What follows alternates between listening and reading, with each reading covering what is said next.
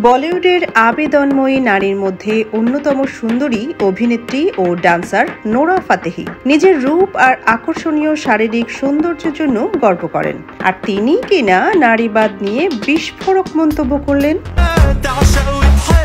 Nora বলেন, সমাজের প্রতিষ্ঠিত নারীদের অনেকেই নারীবাদের আদর্শে বিশ্বাসী। সবসময় ভাবেন পুরুষরা নারীদের পদে পদে বাধা তৈরি করে। তবে স্বাবলম্বী নারী হয়েও এই ধারণা পোষণ করেন না নোরা। তিনি মনে করেন নারীবাদ সমাজকে ধ্বংসের দিকে নিয়ে যাচ্ছে।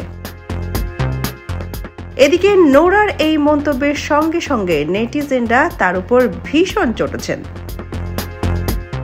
নোরা বলেন, নারীবাদ আসলে সমাজটাকে ধ্বংস করে ফেলছে। পুরুষ চাকরি করবে, টাকা উপার্জন করবে, খাবার আনবে, পরিবারকে প্রোটেকশন দিবে। অন্যদিকে নারীরা মা হবে, সন্তানের দেখাশোনা করবে, রান্না করবে, ঘরের কাজ করবে। নারী পুরুষের ভূমিকা এমনই হওয়া উচিত। এতে খারাপ কিছু দেখেন না নোরা। আর তিনি এভাবেই চিন্তা করেন, এটাই তার বিশ্বাস।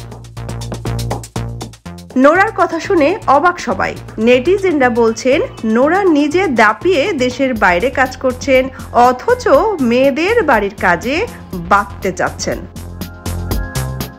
নোরার কথায় বিরক্ত হয়ে সোশ্যাল মিডিয়ায় একজন লেখেন, উনি কেন এখনো বিয়ে করে বাচ্চা লালন পালন না করে বেপর্দা হয়ে নাচানাচি করে বেড়াচ্ছেন? সিনেমায় যতই নায়িকা হন না কেন, ব্যক্তিগত জীবনে নোরা আসলে একটা ভিলেন।